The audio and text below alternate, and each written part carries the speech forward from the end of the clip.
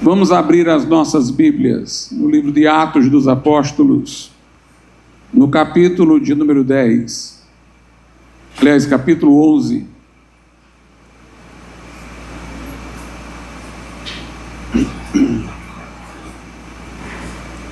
Atos dos Apóstolos, capítulo 11, a partir do versículo de número 15 até o 17. É o relato de Pedro do que aconteceu na casa de Cornélio. Atos 11, do 15 ao 17, diz assim: E quando comecei a falar, caiu sobre eles o Espírito Santo, como também sobre nós ao princípio. E lembrei-me do dito do Senhor, quando disse: João certamente batizou com água, mas vós sereis batizados com o Espírito Santo. Portanto, se Deus lhes deu o mesmo dom que a nós, quando havemos crido no Senhor Jesus Cristo, quem era então eu para que pudesse resistir a Deus? Podeis assentar.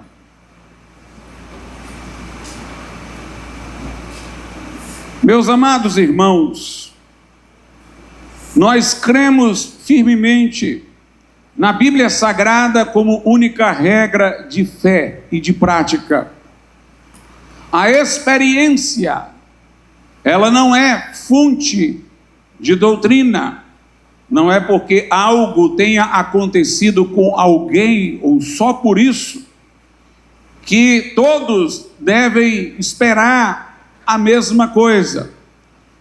Não é porque alguma coisa foi sensacional que foi miraculosa. Não é porque alguma coisa foi sobrenatural que necessariamente a fonte é Deus. Existem fontes malignas. Nós estamos seguros da validade de uma experiência quando ela está de acordo com as Sagradas Escrituras. No entanto, há uma relação dialética, uma relação de trânsito entre a Bíblia e a experiência. Nós nos certificamos de que uma experiência é válida antes de buscá-la, sabendo que a Bíblia nos traz uma promessa concernente a ela. Mas quando nós temos a experiência, nosso entendimento da Escritura se dilata. Eu vou dar um exemplo bem simples. A Bíblia diz que o Espírito de Deus testifica do nosso espírito que somos filhos de Deus. Por mais que alguém leia este versículo, nunca saberá de que trata, até ter a experiência do Espírito Santo testificando com o seu espírito de que ele é filho de Deus.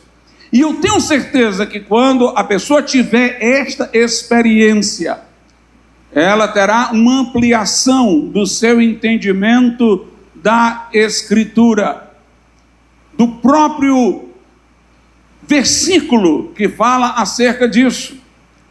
Jesus ordenou que os discípulos esperassem a promessa do Pai, que disse eles tinham ouvido dele, que tinha sido também mencionada o João Batista. Jesus disse: vocês aguardem em Jerusalém, não saiam, esperem, porque vos envio a promessa do Pai. Sereis batizados no Espírito Santo dentro de poucos dias, recebereis poder ao descer sobre vós o Espírito Santo e sereis minhas testemunhas. Naquele momento, os discípulos tinham uma palavra em que se basear para estarem ali em Jerusalém e estarem orando para que lhes sobreviesse o que Jesus Cristo havia dito. Em Atos 1,14 diz que eles estavam ali com unanimidade orando. Mas quando todos foram cheios do Espírito Santo, em Atos 2,4, começaram a falar em outras línguas, o conhecimento se ampliou. A multidão perguntou: o que é isto? Dizer o que as línguas significam. Note, Jesus nem tinha dito para eles que a evidência do batismo no Espírito Santo era o falar em línguas. Eles tinham a promessa de Marcos, que nem sabiam de que se tratava, que Jesus disse: em meu nome falarão novas línguas, mas quando, como, de que modo, a que está associado o falar em línguas? Quando Jesus disse: sereis batizados no Espírito Santo dentro de poucos dias, Jesus nada falou a eles sobre falarem em línguas. Aliás, isso é uma coisa importante, porque o que nós buscamos não é falar em línguas, nós buscamos é o poder do alto, e falarei sobre isso mais adiante. As línguas são evidência. Não há na Bíblia nenhuma alusão a buscar línguas. Há alusão a não proibir o falar em línguas quando elas vierem. Mas Paulo diz: buscai com zelo o profetizar, e não proibais o falar noutras línguas, porque as línguas vêm com o batismo no Espírito Santo.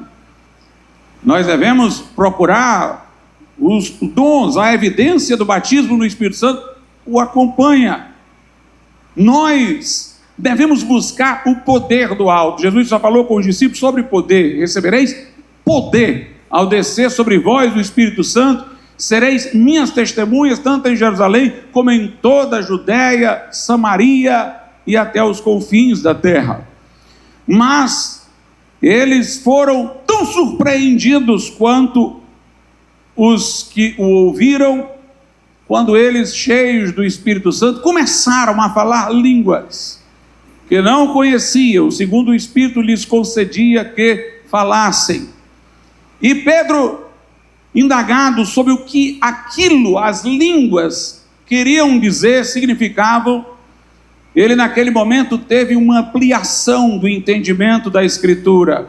Note que ele citou Joel. Jesus não tinha falado nada para eles sobre a profecia de Joel. Jesus disse: esperem a promessa do Pai, que de mim ouvistes. Mas naquele momento Pedro emoldurou a experiência que eles estavam tendo numa profecia anterior à palavra de Cristo. Isto é o que foi dito pelo profeta Joel.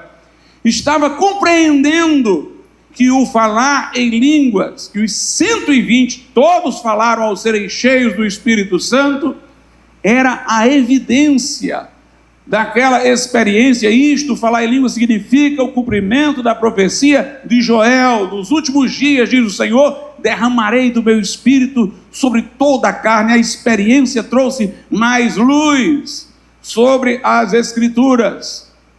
Nós vemos algo semelhante quando em Atos 15 se reúnem os apóstolos, os presbíteros, para considerar a questão do evangelho que estava se alastrando entre os gentios.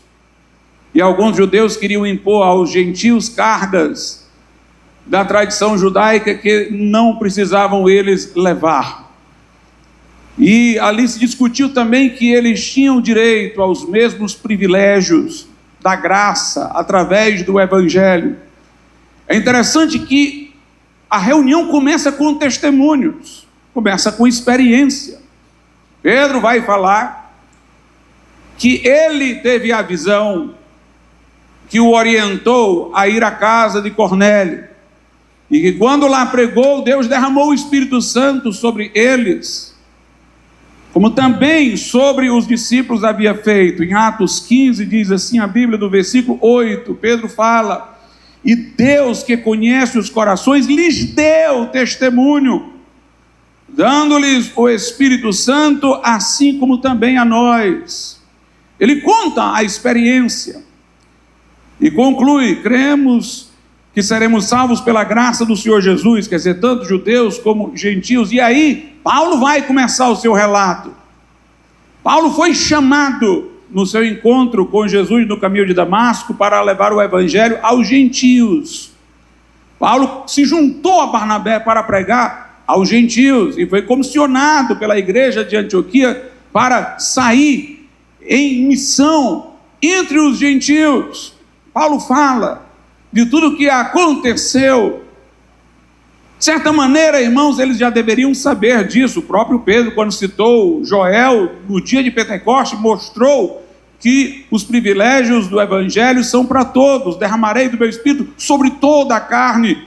Mas os preconceitos daquelas pessoas vindas do judaísmo estava dificultando o entendimento da palavra, e a experiência rompeu com esses preconceitos. Eles contaram os testemunhos, e então Tiago emoldurou tudo nas Escrituras, citando uma profecia de Amós, de que o tabernáculo de Davi seria novamente erguido, que era um tabernáculo sem divisória, indicando que todos poderiam cultuar livremente a Deus, e que ao acontecer isso, os gentios também viriam para adorar o Senhor. E assim se encerra aquele concílio de Jerusalém com a Escritura. Mas ao longo dos discursos de Pedro, de Paulo, nós vemos uma alusão à experiência.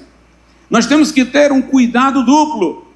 Do lado pentecostal, muitas vezes as pessoas querem firmar doutrinas em cima de experiências que não estão nos limites das Sagradas Escrituras.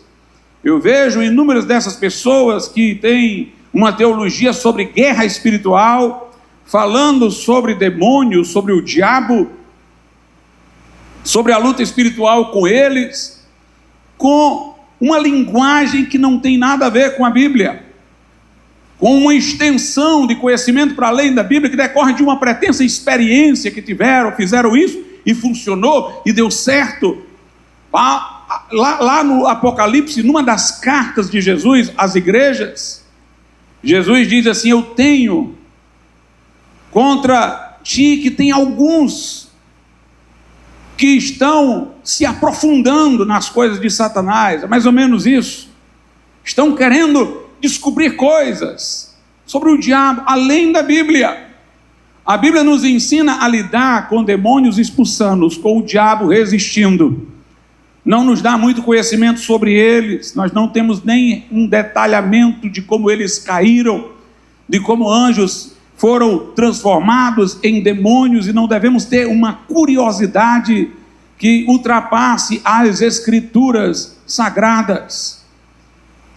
Então, muitas vezes, as pessoas querem firmar doutrinas em cima de suas experiências pessoais, de suas especulações experimentais, e elas vão por caminhos que não estão de acordo com a vontade de Deus.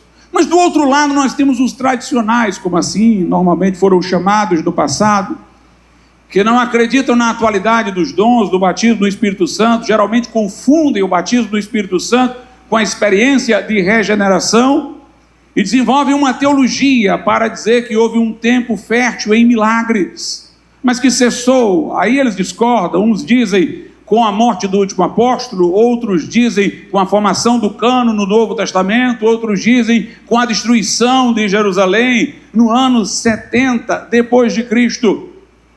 Mas não há base bíblica para isso. A Bíblia diz que os dons durarão, 1 Coríntios 13, até o dia em que vier o estado de perfeição que nós ainda não possuímos. 1 Coríntios 1,7 diz que nenhum dom nos falta, aguardando a vinda, a manifestação do Senhor e Salvador Jesus Cristo. Essas pessoas, elas criticam os pentecostais, dizendo que eles baseiam suas crenças na experiência, mas elas não percebem que elas também, assim como os pentecostais que cometem excessos, estão baseando suas convicções numa experiência, uma experiência deficiente, não de excesso, mas de falta. Ou seja, porque eles não têm os dons manifestados, então eles procuram uma teologia para justificar a falta de dons entre eles.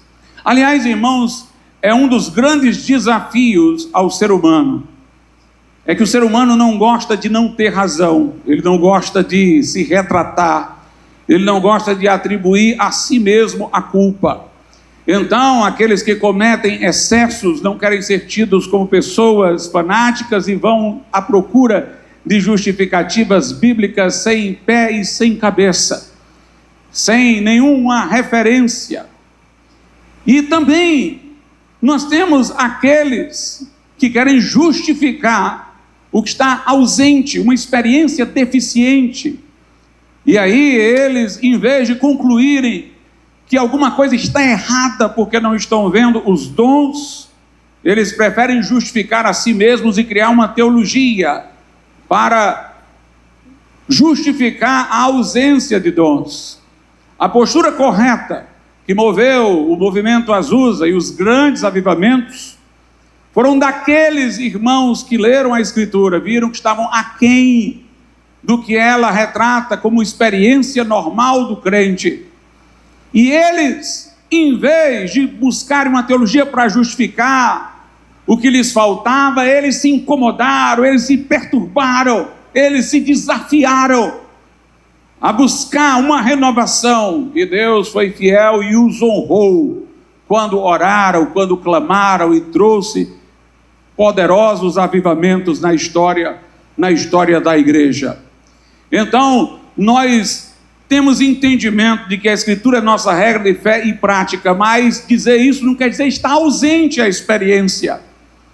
A Escritura fala de experiências que nós devemos ter, e ao tê-las nós ampliamos a nossa visão das Sagradas Escrituras. Por exemplo, alguns dos que se chamam, ou se chamavam, hoje não se fala mais assim, mas se chamavam de tradicionais, alguns diziam que o batismo no Espírito Santo seria uma expressão para ter referência apenas ao dia de Pentecoste. Eles diziam, do ponto de vista individual, o batismo é um rito de iniciação. O convertido ingressa na igreja pelo batismo. O batismo no Espírito Santo, diziam eles, foi um derramamento coletivo do Espírito Santo no dia de Pentecostes para batizar não o indivíduo, mas a igreja, para a igreja começar. Era um rito de iniciação da igreja. Ela foi naquele momento cheia do Espírito Santo para ter o batismo, para valer para toda a sua história. Mas nós não podemos aceitar que isso seja verdade. Lá em Lucas e Mateus, João Batista fala de Jesus dizendo: ele vos batizará no Espírito Santo, que poderia levar alguém a concluir equivocadamente que foi no único momento, vos batizará em determinado momento.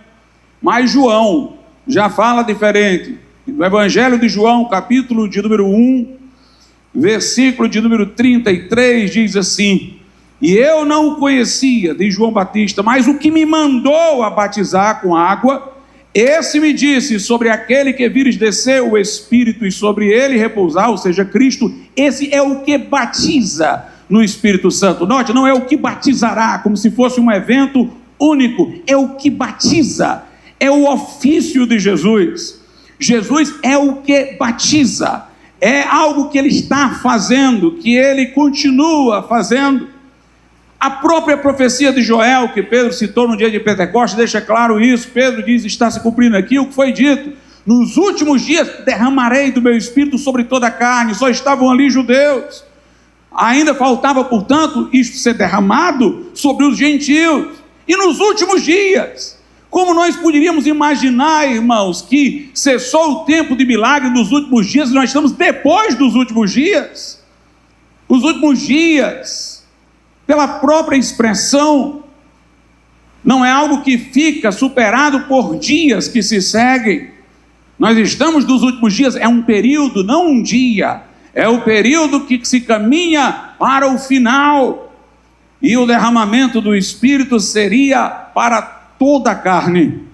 Nós vemos aqui no texto que eu escolhi como versículo, Pedro chamando o que aconteceu na casa de Cornélio de batismo no Espírito Santo. Ele diz o seguinte, nos versículos 15 e 16 do capítulo 11: e quando comecei a falar, caiu sobre eles o Espírito Santo, como também sobre nós ao princípio. E lembrei-me do dito do Senhor, quando disse: João certamente batizou com água, mas vós sereis batizados com o Espírito Santo. Note, Pedro diz: quando aconteceu na casa de Cornélio, eu lembrei-me dessa promessa. O que estava acontecendo na casa de Cornélio era batismo no Espírito Santo. Em Atos 8, veja, há uma sutileza que mostra que a descida do Espírito Santo deve ser chamada, sim, de batismo no Espírito Santo. Atos 8, diz assim a Bíblia Sagrada, versículos 15 e 16: os quais, tendo descido, oraram por eles para que recebessem o Espírito Santo, porque sobre nenhum deles tinha ainda descido, mas somente eram batizados em nome do Senhor Jesus. Note o contraste: sobre nenhum deles o Espírito Santo tinha descido, mas eram somente batizados em nome de Jesus. Nas águas, como quem diz, não haviam sido batizados no Espírito Santo, tinham somente o batismo nas águas, porque o Espírito Santo ainda não havia descido, que seria o outro batismo, o batismo no Espírito Santo. Pedro deixa claro que o batismo no Espírito Santo é uma experiência posterior à conversão e para todos. Quando ele é indagado, em Atos 2, as pessoas perguntam: o que faremos, varões e irmãos? E Pedro disse: arrependei-vos, cada um de vós, em nome de Jesus Cristo, ou seja, confessando o nome de Jesus, venha para ser batizada em remissão de pecados. Arrependei-vos, cada um de vós, em nome de Jesus, se submeta ao batismo, com confiança no perdão de pecados, e recebereis o dom do Espírito Santo. Aí Pedro diz: porque a promessa, que promessa? A promessa do Pai, que Jesus disse: de mim ouviste, sereis batizados no Espírito Santo dentro de poucos dias. É batismo no Espírito Santo, porque a promessa diz respeito a vós, aos vossos filhos, gerações posteriores, aos que estão longe, os gentios, a tantos quanto Deus nosso Senhor chamar, seja em que região geográfica estiver, seja em que tempo estiver, a todos quanto Deus nosso Senhor chamar. Portanto, aí nós vemos uma ordem. Essa ordem, irmãos, nós temos que levar com maior seriedade. Nós vemos que a igreja primitiva levava essa ordem com seriedade. O dom do Espírito Santo, note que aparece depois do batismo, o que é uma prova de que é após a conversão, porque os que são batizados são os que se arrependeram e creram, foram salvos, tiveram a remissão de pecados. O dom do Espírito Santo é uma segunda experiência, mas há um cuidado para que a ordem normal seja essa. Alguém se converteu, a minha primeira preocupação não é que ele seja batizado no Espírito Santo, é que ele chegue ao batismo nas águas, ao compromisso com a igreja, e é a certificação do arrependimento e do que é para ele o novo nascimento. Depois, eu vou para a oração, a fim de que ele seja batizado no Espírito Santo. Isso era levado tão a sério que Filipe pregou o evangelho em Samaria, muitos se arrependeram, creram, ele os batizou. Provavelmente não orou por eles para eles serem batizados no Espírito Santo, porque estava sem saber se deveria fazê-lo ou não, porque eles eram samaritanos. E Filipe partiu e Pedro e João foram lá orar por eles, para que eles recebessem o batismo no Espírito Santo. A Bíblia dá uma dica de que Filipe deveria ter ousado orar quando diz: sobre nenhum deles havia descido ainda o Espírito, mas somente haviam sido batizados em nome de Jesus. E esse ainda, no original, significa alguma coisa que já deveria ter acontecido e ainda não aconteceu. Filipe não prosseguiu, talvez por alguma dúvida se deveria fazê-lo. Pedro e João chegaram lá para orar, mas houve essa ordem: salvação, batismo das águas, batismo no Espírito Santo. Nós vemos que lá em Éfeso, Paulo também teve todo esse cuidado. Paulo chega lá e diz: recebestes o Espírito Santo quando crestes. E observe, Paulo, meus amados irmãos, não pergunta: vocês já falaram em línguas? Veja como as línguas não eram a ênfase. A ênfase era a experiência com o Espírito Santo. Paulo não pergunta: vocês falaram em línguas? Seria a maneira mais rápida, né, de ele saber se eles haviam sido batizados no Espírito Santo ou não. Mas Paulo pergunta: vocês receberam o Espírito Santo? Paulo percebe que eles não haviam sido batizados no Espírito Santo, não porque não falavam em línguas, porque Paulo não podia saber se eles não falavam em línguas em casa. Paulo percebe que eles não haviam sido batizados no Espírito Santo porque não havia o resultado esperado de quando alguém é batizado no Espírito Santo. E, meus amados irmãos, eles dizem: nós nem sequer sabemos que haja o Espírito Santo a ser recebido. E o que Paulo então faz? Vamos orar por vocês, para vocês serem batizados no Espírito Santo. Paulo diz: o quê? Então em que vocês foram batizados? E eles disseram: do batismo de João. Paulo vai querer saber o que aconteceu, que os evangelizou, não orou por vocês depois do batismo nas águas. Se vocês não receberam, eu pergunto, vocês foram batizados adequadamente? Quando eles disseram, nós fomos batizados do batismo de João, porque eles foram evangelizados por Apolo. No capítulo 18, a Bíblia diz que Apolo falava com precisão sobre Jesus, era poderoso nas Escrituras, a mensagem dele de salvação era certa. Mas ele não conhecia o batismo sob a confissão do nome de Jesus, ele batizava sob a confissão de pecados, ao estilo de João Batista. E ele ganhou aquelas almas para Cristo e batizou dessa forma. Quando Paulo pergunta em que, pois, fostes batizados, eles dizem no batismo de João. A primeira preocupação de Paulo não é orar para que eles sejam batizados no Espírito Santo, é explicar para eles sobre o batismo. Paulo explica, João batizou com base no arrependimento, agora vocês têm que ser batizados confessando o nome de Jesus, e então Paulo os batiza, e em seguida ora por eles, para que eles sejam cheios do Espírito Santo, e a Bíblia diz, e veio sobre eles o Espírito Santo, e falavam em línguas, e profetizavam. O batismo era uma coisa séria, irmãos, da igreja primitiva, o batismo nas águas. Tanto que Pedro diz, arrependei-vos para serem batizados. O batismo implicava a pessoa deixar os modos de vida contrários à palavra de Deus. Era no batismo que ela confessava o senhorio de Cristo sobre sua vida, dava testemunho de que abandonara uma vida velha, ingressava numa vida nova, se comprometia com a igreja.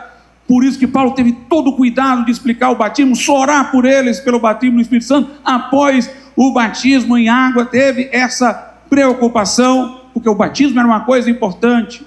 Quando Filipe batizou o eunuco, a Bíblia diz que o eunuco saiu regozijando, saiu alegre. Note, o batismo foi uma experiência que trouxe para aquele eunuco grande alegria, tanta alegria, que depois de Filipe o batizar, ele sai de cena. Filipe é arrebatado, e o eunuco nem está procurando saber onde está Filipe, mas sai jubiloso no seu caminho. É o eunuco que é evangelizado, pergunta o que me impede de ser batizado, ele quer o batismo. E nós às vezes minimizamos o valor do batismo nas águas e colocamos o carro na frente dos bois. Na casa de Cornélio, o Espírito Santo desceu sobre eles antes do batismo. Mas mais uma vez eu ressalto, primeiro, eles nem sabiam que iriam falar em línguas, irmãos, nem sabiam. O bom é quando a pessoa nem sequer sabe.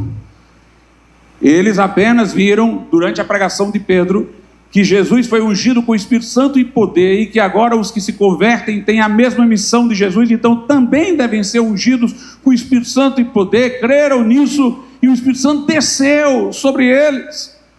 A preocupação de Pedro imediata é de colocar as coisas mais próximas da ordem possível. Pedro olha logo para os outros, olha, vocês vão recusar a água, eu tenho que batizar essas pessoas, vou recusar a água a esses, que como nós receberam o Espírito Santo. Alguém tem alguma dúvida de que eles foram batizados do Espírito Santo? Foi igual ao que aconteceu conosco. Eles nem sabiam os detalhes sobre isso, nem sabiam que haveriam de falar em línguas. E Pedro ordena que sejam batizados, ele quer apressar a colocação das coisas dentro da ordem. Nós devemos, irmãos, ter essa preocupação de colocar logo a pessoa comprometida com Cristo, com a igreja, com o batismo, o entendimento da vida que ela deve levar. O batismo deve ser a nossa primeira preocupação, o batismo nas águas, para a pessoa. Porque o batismo no Espírito Santo é poder para pregar. Recebereis poder e sereis minhas testemunhas. Eu não vou preparar uma pessoa para pregar antes de prepará-la para ingressar na própria igreja, para colocá-la na própria igreja. E nós deveríamos nos atentar a isso. O batismo no Espírito Santo é uma promessa de poder. O pastor Seymour, da Rua Azusa, aquele homem negro, cheio do Espírito Santo, que colocava a cabeça debaixo da caixa de sapatos e orava, e a glória descia. Quando o avivamento diminuiu lá, ele disse, diminuiu, porque as pessoas não estão mais buscando o poder do Espírito Santo, estão buscando línguas. Estão buscando línguas. Os primeiros vinham com fome de poder, de fazer a obra. De lá saíram missionários para o mundo inteiro, como Gunnar Wingre, Daniel Berg, Thomas Barrett, em contato com Azusa, foi cheio do Espírito Santo. John G. Lake foi para a África. Eram pessoas que queriam poder para fazer a obra de Deus. As línguas vinham junto. Depois apareceram pessoas que não queriam a obra, queriam a experiência de falar em línguas. Talvez, de uma certa maneira, irmãos, fosse até útil a gente evitar a palavra batismo no Espírito Santo, porque tem gente que quando você diz assim, vamos orar para as pessoas serem batizadas no Espírito Santo, elas entendem já por um vício doutrinário, vamos orar, vão orar por mim para eu falar em línguas. Se você observar a igreja primitiva, ela orava mais, era pedindo os efeitos do batismo no Espírito Santo. Lá em Atos 4, diz assim, Senhor, estende a tua mão para curar e concede aos teus servos que preguem com toda intrepidez a tua palavra. Seria mais didático se a pessoa orasse pelo batismo no Espírito Santo assim, pedindo os efeitos. Senhor, me dá intrepidez, Senhor, me dá ousadia para pregar, me dá poder para ir, porque ela já está pedindo e se comprometendo em fazer a obra. Ela não está só procurando falar em língua, sentir uma emoção, ela já está pedindo, entendendo que ela está pedindo para ir. Ela está dizendo, Senhor, eu vou, agora eu quero poder. Senhor, estão ameaçando, agora eu quero ousadia. Eu quero coragem para ir. Roseli Appleby, que foi o grande instrumento de Deus para trazer renovação espiritual aos batistas, usou essa estratégia. Ela mandava os folhetos de poder e alguns falavam sobre o batismo no Espírito Santo e pastores diziam, você está querendo incutir o pentecostalismo em nós?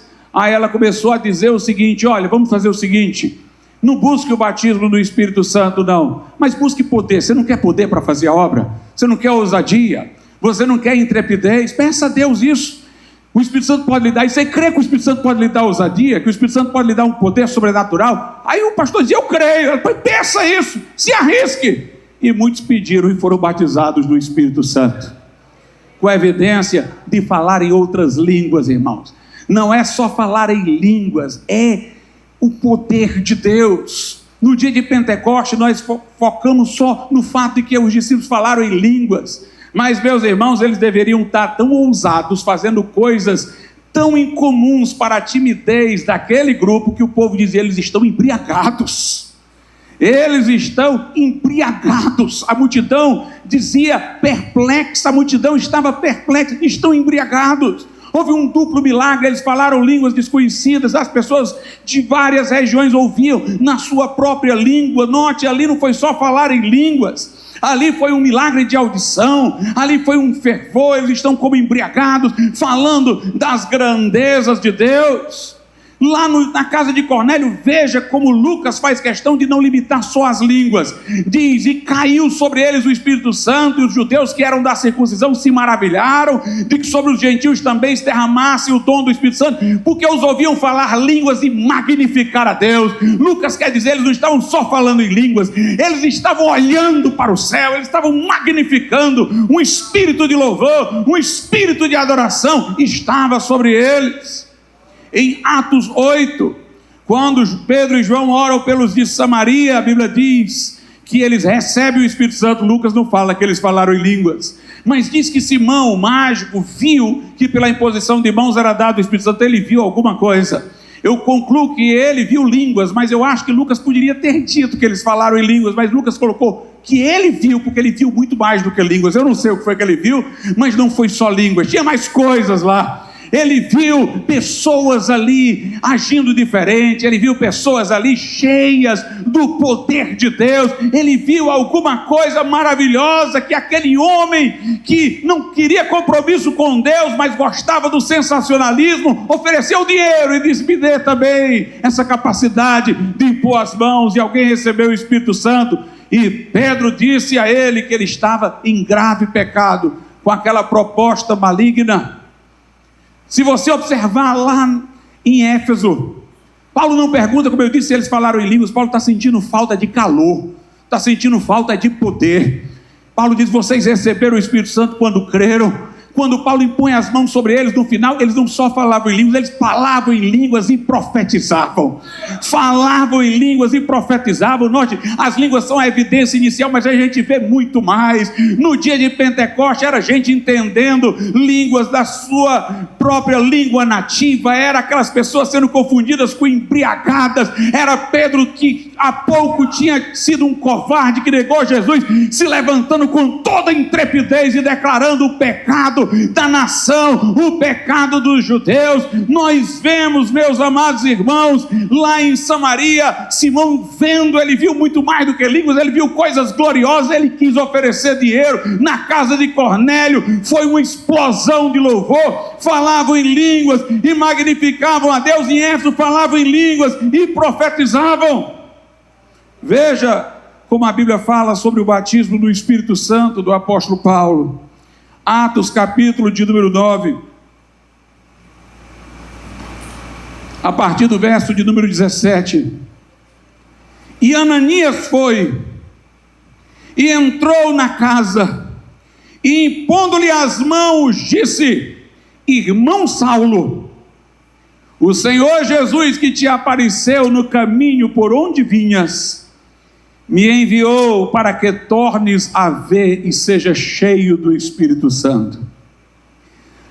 Tem gente que diz: isso era recebido enquanto os apóstolos estavam vivos, sob a imposição de mãos dos apóstolos. Foram eles que impuseram as mãos em Samaria. Foi lá em Éfeso Paulo que impôs as mãos. No próprio dia de Pentecostes ninguém impôs as mãos, e não só tinha os 12, tinha os 120. Na casa de Cornélio ninguém impôs as mãos e o fogo desceu. E aqui um homem comum, Ananias, impõe as mãos sobre Paulo para ele ser cheio do Espírito Santo. Nós não temos o relato do momento em que isso aconteceu. Aqui está apenas Ananias dizendo: eu fui enviado para impor as mãos sobre ti, para que tu tornes a ver, seja cheio do Espírito Santo. Note, Lucas não faz questão de dizer que Paulo falou em línguas. Nós sabemos que ele falou quando lemos a carta aos Coríntios, onde ele diz: dou graças a Deus porque falo mais em línguas do que todos vós. Mas o que Lucas quer mostrar é o efeito. Veja a continuação.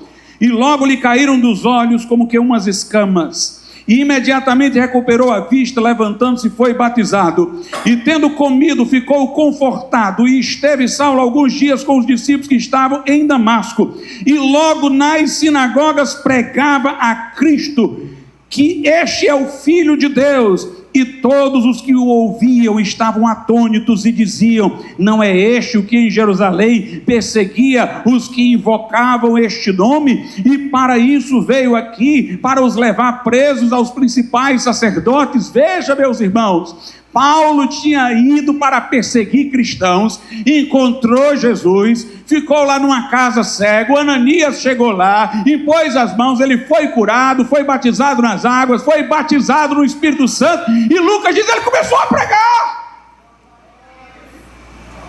Será que alguém que estivesse perseguindo a igreja teria essa coragem de pregar logo em seguida?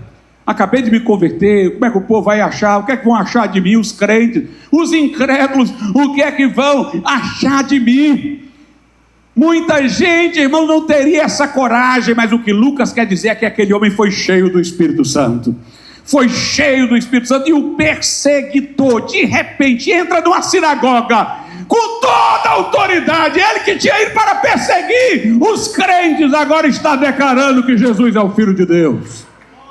Eu quero saber dos efeitos, eu quero saber de poder. O que Lucas enfatiza, irmãos, é o poder de Deus em nossas vidas. Não é meramente falar em línguas, é ser capacitado com o poder de Deus. Mas voltemos ao ponto de partida dessa mensagem. Os tradicionais dizem assim: bem, vocês não podem basear a doutrina no livro de Atos. O livro de Atos conta histórias, eventos singulares, não normativos. Vocês têm que se basear nas epístolas. As epístolas não falam nesse batismo no Espírito Santo. Vocês têm que se basear em proposições gerais, didáticas, que aparecem nas epístolas, e não em relatos individuais de pessoas em Atos, que pode ter acontecido com eles, mas não ser normativo para os seguintes. Meus irmãos, quem foi que disse que o livro de Atos só tem relatos de experiências? O livro de Atos tem doutrina, igual a uma epístola. Porque o livro de Atos tem pregações, tem orações, No dia de Pentecostes, quando Pedro disse, isto é o que foi dito pelo profeta Joel, eu não tenho um relato de uma coisa que simplesmente aconteceu, não. Eu tenho uma pregação. Eu tenho igual uma epístola, uma mensagem, uma exposição doutrinária. E Pedro diz, isto é o que foi dito pelo profeta Joel, nos últimos dias derramarei do meu Espírito sobre toda a carne. Não é regeneração, não é derramado o Espírito para mudar a nossa vida em matéria de santificação, não. Ele diz que nós vamos ter poder, vamos ter dons, os vossos filhos e filhas profetizarão, os vossos velhos terão sonhos, os vossos jovens terão visões, e sobre os meus servos e minhas servas derramarei do meu Espírito e profetizarão. E Pedro ainda está pregando quando ele diz, e a promessa diz respeito a vós, aos vossos filhos, aos que estão longe, a tantos quanto Deus nosso Senhor chamar. É doutrina, é sermão, é pregação. Por outro lado, quem foi que disse que nas epístolas não se fala em batismo do Espírito Santo? Paulo diz à igreja de Éfeso que eles haviam crido e sido selados com o Espírito Santo, mas os instrui a buscar mais. Efésios 5,18, Paulo diz, não vos embriagueis com vinho. Lembre-se do dia de Pentecoste, quem estava cheio do Espírito Santo foi confundido com embriagado. Portanto, ele está lembrando que você pode ser cheio do Espírito Santo daquela maneira. Ele diz, não vos embriagueis com vinho, no qual há contenda, mas enchei-vos do Espírito. Como quem diz, a embriaguez deve ser do Espírito, como no dia de Pentecoste, mas enchei-vos do Espírito, falando entre vós em salmos, hinos e cânticos espirituais.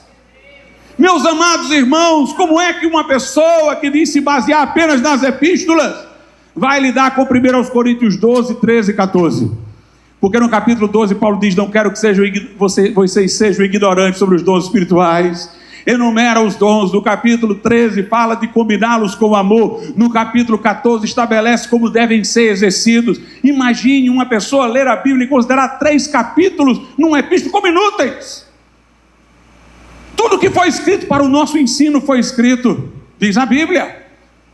Como é que Deus iria inspirar o Espírito Santo? Ou Deus através do Espírito Santo ia inspirar pessoas para colocar na Bíblia o que valeu para eles, mas não valeu para nós? Se a Bíblia é para nós, eles tinham os apóstolos diretamente, a Bíblia é para nós. Nós vemos ali um povo cheio do Espírito Santo, e Paulo está contendo os excessos. Paulo diz, buscai com zelo os melhores dons. É didático, ele está mandando buscai com zelo o profetizar, não proibais o falar em outras línguas. Quem foi que disse que nas epístolas não se fala de batismo no Espírito Santo, de dons espirituais? 1 Tessalonicenses 5, Paulo diz, não apagueis o Espírito, não desprezeis as profecias, examinai tudo, retende o bem. Em Gálatas 3, 5, Paulo diz, aquele que vos dá o Espírito e opera milagres entre vós, o faz pelas obras da lei ou pela pregação da fé? Paulo não está falando de dar o Espírito para nos regenerar, mas dar o Espírito para resultar em milagres. Ele está falando do batismo no Espírito Santo. Aquele, pois, que vos dá o Espírito e opera milagres entre vós, opera maravilhas entre vós, o faz pelas obras da lei ou pela pregação da fé. Portanto, meus irmãos, as epístolas falam disso. O livro de Atos tem passagens didáticas sobre isso. Nós temos a Escritura toda favorável à doutrina do batismo no Espírito Santo. Nós aceitamos que algumas experiências não são normativas. A Bíblia diz que pelas mãos de Paulo Deus fez milagres extraordinários, fora do ordinário, do comum. Eram credenciais apostólicas. Pessoas tocavam nas roupas de Paulo e eram curadas. Mas quando a Bíblia quer falar de experiências normativas, ela também diz. Por exemplo, Romanos 4. Como Paulo nos ensina sobre a justificação pela fé em Romanos 4. Falando que Abraão foi justificado pela fé. Acaso nosso pai Abraão foi justificado pela fé ou pelas obras? Se foi pelas obras, não tem de que se gloriar diante de Deus, porque a Escritura diz, e creu Abraão em Deus, e isso lhe foi imputado como justiça. Note, a experiência de Abraão de ter sido salvo pela fé é tornada normativa no capítulo 4. É tão normativa que Paulo diz Abraão foi justificado pela fé antes de ser circuncidado. Com a circuncisão é que ele é o pai do judaísmo, da nação judaica, melhor dizendo. É a partir dali que tem a aliança, a marca da aliança com o povo que veio de sua descendência. Ele foi justificado pela fé antes de ser circuncidado, para mostrar a Deus que ele justifica tanto o circuncidado, quer dizer, o judeu, como o incircunciso, o gentil, através da fé. Deus pregou primeiro o evangelho a Abraão, mas mostrou que ele era pai não só de uma nação, mas de nações. E que, assim como ele foi justificado pela fé, não sendo circuncidado ainda, como um não-judeu não é circuncidado, ele tornou-se o modelo e o padrão de como Deus justifica pela fé, seja o judeu, seja o gentil. É uma experiência tornada normativa. Nós vemos, irmãos, no texto que eu li, eu vou voltar ao texto do início dessa mensagem, como a experiência do início, no Pentecoste, foi tornada normativa. Diz aí Atos 11, versículo de número 14, a partir do versículo 14, a partir do 15, Pedro diz: e quando comecei a falar, caiu sobre eles o Espírito Santo, como também sobre nós ao princípio. No versículo 17, ele: portanto, se Deus lhes deu o mesmo dom que a nós, quando havemos crido no Senhor Jesus Cristo, quem era eu para que pudesse resistir a Deus? Eu já tenho uma prova de que todos iriam ter a mesma experiência do dia de Pentecostes, quando Pedro disse: isto é o que foi dito pelo profeta Joel: derramarei do meu Espírito sobre toda a carne. As línguas são a evidência do Espírito Santo sendo derramado sobre todos. Pedro disse: a promessa diz respeito a vós, aos vossos filhos, a todos quando Deus nosso Senhor chamar. Mas aqui Pedro está dizendo: quando eu falei aos gentios, caiu o Espírito Santo sobre eles, como sobre nós, no princípio. Quer dizer, a experiência inicial era modelo. E pegue essa palavra princípio. O princípio estabelece o padrão. Pense nisso. Quando perguntaram a Jesus: é lícito um homem divorciar-se da sua esposa, da carta de divórcio? Jesus disse: não lestes como foi no princípio? Não lestes como foi no princípio? Deixará o homem seu pai e sua mãe, se unirá à sua mulher, e serão dois uma só carne. O que Deus ajuntou, não separe o homem. Quer dizer, Jesus está dizendo: o princípio estabelece o padrão. O padrão é o princípio. Abraão, irmãos, antes de ser circuncidado, era o princípio. Estava antes da divisão judeu e gentil. Ele foi justificado pela fé, para ser o modelo de justificação para judeus e gentios. Pedro diz: caiu sobre eles, como caiu sobre nós no princípio. O princípio é o modelo. Se você olhar lá em Atos 15, diz assim, no versículo de número 8: e Deus, que conhece os corações, lhes deu testemunho, dando-lhes o Espírito Santo, assim como também a nós.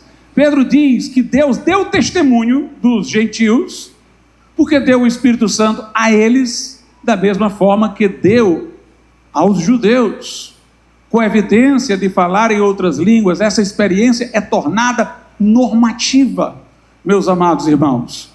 O apóstolo Paulo foi cheio do Espírito Santo pela imposição de mãos de Ananias, e sabemos lá na carta aos Coríntios que ele falava em línguas mais do que todos, ou mais frequentemente do que todos. Será que a experiência de Paulo é um padrão para nós? É. Veja o que a Bíblia Sagrada diz.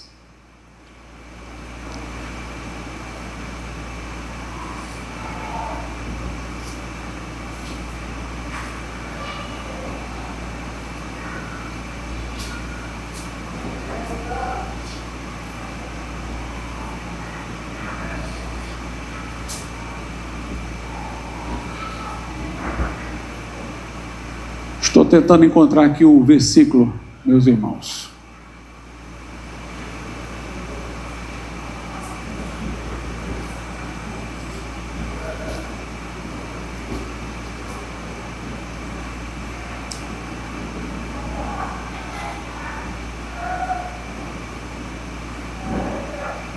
Paulo diz que ele se recomenda a nós.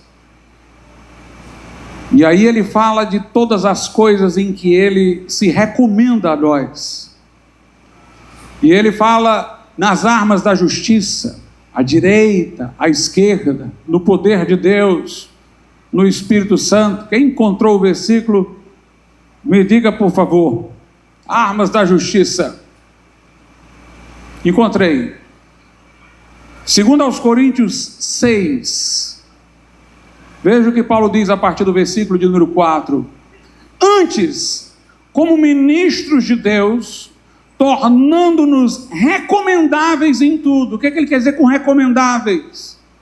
Nós nos recomendamos para vocês seguirem o nosso exemplo. Na muita paciência, nas aflições, nas necessidades, nas angústias, nos açoites, nas prisões, nos tumultos, nos trabalhos, nas vigílias, nos jejuns, na pureza, no conhecimento, na longanimidade, na benignidade, no Espírito Santo. Ou seja, ele é recomendável no relacionamento que tem com o Espírito Santo, no amor não fingido. Ele diz, na palavra da verdade, no poder de Deus, pelas armas da justiça, à direita e à esquerda. Paulo está dizendo, a minha vida no Espírito Santo é recomendável a vocês, é exemplo para vocês. E Paulo foi cheio do Espírito Santo pela imposição de mãos de Ananias. Nós vemos assim, irmãos, que é normativa a experiência do batismo do Espírito Santo e ela é contínua, mas nós não devemos reduzi-la ao falar em línguas. Há muita igreja hoje que tem gente falando em língua, não sei de que fonte, porque nem os sinais do novo nascimento, nem o entendimento da mensagem da cruz possui. O que nós vemos é só emocionalismo, o que nós vemos é só exibicionismo. Mas nós precisamos do batismo no Espírito Santo real. Ele nunca vem só com línguas. Aqui eu pego uma palavra dos reformadores, né? Quando perguntava aos reformadores, a salvação é só pela fé? Eles diziam, é só pela fé. Agora a fé nunca é só. O que eles queriam dizer é o seguinte, onde tem fé tem transformação de vida. Onde tem fé tem obras. Nós somos salvos só pela fé, mas a fé nunca vem sozinha. Ela vem acompanhada de transformação e de mudança. Agora eu digo a mesma coisa, quem é batizado no Espírito Santo fala em línguas? Fala, mas não fala só em línguas. Falavam em línguas e profetizavam, falavam em línguas e magnificavam a Deus. Simão viu muita coisa lá que ele se empolgou logo e quis foi dar dinheiro. No dia de Pentecoste levanta-se um Pedro corajoso e uma multidão tão cheia do poder de Deus que é confundida com embriagada. Paulo recebe o poder do Espírito Santo e vai para uma sinagoga pregar. Nós precisamos, irmãos, dessa intrepidez, desse poder de Deus. Nós precisamos de algo que realmente traga um impacto. Leia o livro de Atos, veja como a igreja primitiva era. No dia de Pentecostes todos foram cheios do Espírito Santo. Depois a gente vê como era a vida daquela igreja. Perseverava na doutrina dos apóstolos, no partir do pão, nas orações. Era uma igreja que orava. Era uma igreja que orava a Deus. Quando a gente chega lá em Atos do capítulo de número 4, a Bíblia diz que eles fazem aquela oração. Se a Bíblia registrou essa oração, irmãos, é claro que é para ser um modelo de oração para nós. Nós temos poucas orações do Novo Testamento, mas todas elas são ousadas. Ali em Atos 4, os apóstolos com os irmãos estão orando. Ele diz, Senhor, olha para as ameaças, concede aos teus servos intrepidez para pregar a tua palavra, enquanto tu estendes a mão para curar, para operar sinais e prodígios, em nome do teu santo Filho Jesus. A Bíblia diz, e tendo eles orado, o lugar tremeu.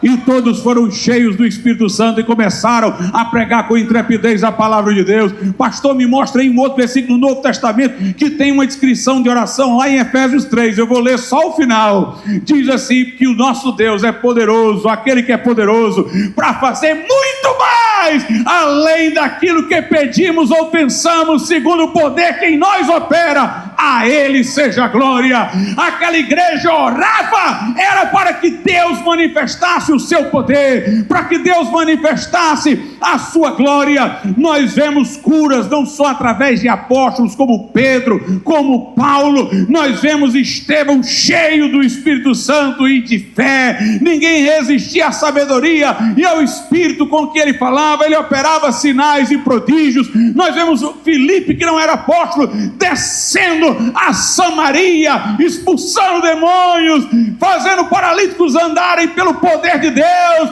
pregando a palavra e sacudindo uma cidade inteira. Nós vemos Paulo chegar em Éfeso e orar por aqueles irmãos que recebem o Espírito Santo e começam a profetizar. Depois o que vem em seguida é feiticeiro trazendo o livro de artes mágicas para queimar em praça pública e confessar os seus feitos.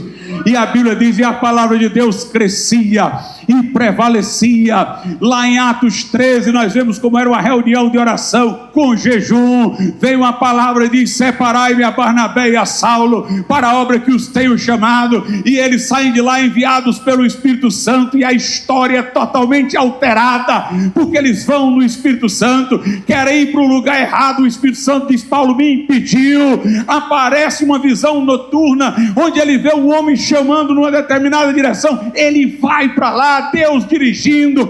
Nós vemos curas, nós vemos milagres e nós vemos oração. Paulo vai para uma reunião de oração, vê uma mulher com espírito de adivinhação, Paulo expulsa o demônio. Paulo e Silas são presos, chicoteados, amarrados ao tronco, começam dentro do cárcere a orar, a cantar, e os alicerces do cárcere estremecem, as portas se abrem, a glória desce, e o carcereiro diz, o que é que eu faço para ser salvo? Crê no Senhor Jesus e serás salvo tu e a tua casa. Meus irmãos, imagine uma pessoa que não crê mais nisso, lendo todas essas histórias para nada, lendo essas histórias só para imaginar como era maravilhoso naquele tempo, e agora está numa igreja fria, numa igreja litúrgica, numa igreja morta, onde as orações são feitas para se confortar e não para esperar resultado, onde a pregação é só palestra sem poder.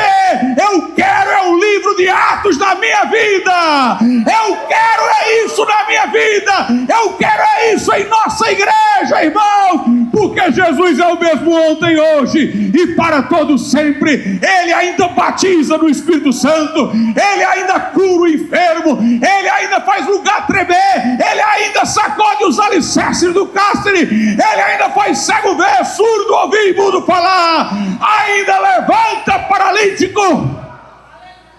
Aleluia. E se sair de Atos e entrar nas epístolas, só lendo a Bíblia, irmãos, com os olhos fechados, para não ver aquele que é poderoso para fazer muito mais além daquilo que pedimos ou pensamos, para não ver a parte que Paulo fala da eficácia que opera em mim poderosamente, para não ver a parte que fala, buscai com zelo os dons espirituais, não apaguem o Espírito Santo, não desprezem os dons, aquele que dá o Espírito e opera milagres entre vós. O nosso Jesus é esse, irmãos. A igreja é a mesma, Jesus é o mesmo. Se nós não estamos vendo essa riqueza, se nós não estamos vendo esta glória, nós não vamos fazer uma teologia para justificar nossa pequenez, para rebaixar a Bíblia ao nível da nossa experiência deficiente. Nós vamos dobrar os nossos joelhos e vamos orar, Senhor, faz de novo, fala, guia a tua obra, opera poderosamente. Nós somos de um povo de oração, um povo que faça a oração de Abacuque: aviva a tua obra no meio dos anos. Na ira, lembra-te da misericórdia. Precisamos de um povo inconformado, e com base dessas promessas, ore. E eu vou lhe dizer uma coisa: quando começar a acontecer, quando você começar a receber, você vai ver mais amplo. Há uma dialética. A Bíblia promete, você recebe e entende mais a Bíblia. Uma coisa é alguém falar de uma experiência que está mencionada na Bíblia, mas ele não a tem. Uma coisa é alguém ler que o Espírito testifica com o nosso Espírito que somos filhos de Deus, mas não tem isso. outra coisa é ter o Espírito testificando com o nosso Espírito que somos filhos de Deus. Uma coisa é saber que Jesus batiza no Espírito Santo, outra é ser batizado no Espírito Santo. Uma coisa, irmãos, é ler relatos de avivamento, a história do livro de Atos. Outra coisa é ver a manifestação da glória de Deus. Este mundo precisa de uma igreja avivada. Igreja avivada não é igreja de marqueteiro, não. O que estão chamando de avivamento é marqueteiro. É gente que faz um teatro e pega um celular para gravar e colocar na internet e buscar visualização. Nós queremos é o poder de Deus. Nós queremos é a unção de Deus. Nós queremos é a manifestação do poder de Deus. Por isso, meu irmão, o caminho é a praça, o caminho é a rua, o caminho é sair entrando nos hospitais. Nós não queremos visualização meramente na internet, nós queremos é ver a glória de Deus. É hora de vermos isso, de vermos o Senhor operar. Eu não confio muito, irmãos, em coisa de muito número. Eu confio em coisa que começa pequena. Uma viagem missionária, vai um bocado de gente. Muitos que vão, porque é bom estar com os irmãos, porque é uma aventura. Eu confio naqueles 2 que vão sozinhos lá para a praça. Eu confio nas irmãs que estão 7 horas da manhã orando aqui. É nisso que eu confio. É pessoas que dizem: meu irmão, tu está sentindo aí uma insatisfação? Eu também estou. Vamos orar. Começa com 2, depois 3, depois 4. Eu vou contar um testemunho aqui para terminar, que o irmão Luizinho vai se lembrar. Nós estávamos num retiro, não tinha ainda surgido a nossa igreja. E eu fui, era eu, Luizinho, tinha mais uns 2 conosco. À noite a gente foi para debaixo de uma árvore e começamos a orar. Jesus batizou no Espírito Santo 2 daqueles irmãos que não tinham sido batizados no Espírito Santo. Meus irmãos, nós não tínhamos microfone. O lugar de retiro era horizontal, céu aberto. A gente era um número bem pequenininho debaixo ali daquela árvore. Pois no outro dia chegaram para mim e disseram: olha, Glauco, vocês não vão poder mais orar não, porque todo mundo reclamou, ninguém conseguiu dormir. Meus irmãos, o lugar céu aberto, era horizontal, um alojamento aqui, outro alojamento aqui, a gente lá debaixo de uma mangueira, e o barulhão que a gente fez. Eles disseram: o povo não quer dormir. Eu disse: olha, a gente vai tentar resolver isso aí, vamos tentar ver aqui, regular um pouquinho a altura, mas deixa a gente orar. No segundo dia, aí no segundo dia a gente foi orar, irmãos, foi mais gente. Foi mais gente, e o barulhão foi grande. No outro dia eu vinha pensando: pronto, agora eu vou ser repreendido. E ninguém falava nada comigo. O pessoal lá da organização do retiro, da liderança, não falava nada comigo. Aí no terceiro dia à noite foram todos do retiro. Inúmeras pessoas batizadas no Espírito Santo. E um pastor chegou lá no retiro porque ele ouviu falar o que estava acontecendo. Pastor Adair Barreto, quando ele chegou lá e viu aquele barulhão, ele disse: pronto, ele veio aqui para me dar um carão. Mas ele olhou para mim e disse assim: Glauco, é muito maravilhoso isso que você está fazendo. Irmãos, era uma multidão, todo mundo queria receber o que viu os outros receberem no dia anterior. Eu creio nisso. Eu creio não é na festividade, não. Eu creio é que quando alguns vão e outros vão chegando, e Deus vai operando, mas começa com alguém, começa com poucos. Não queira ir só para muitos, não. É aquele que vai sozinho, é aquele que vai com 2, com 3, é com esses que começa a mover do Espírito de Deus. Vamos orar. Soberano Deus e nosso Pai, nós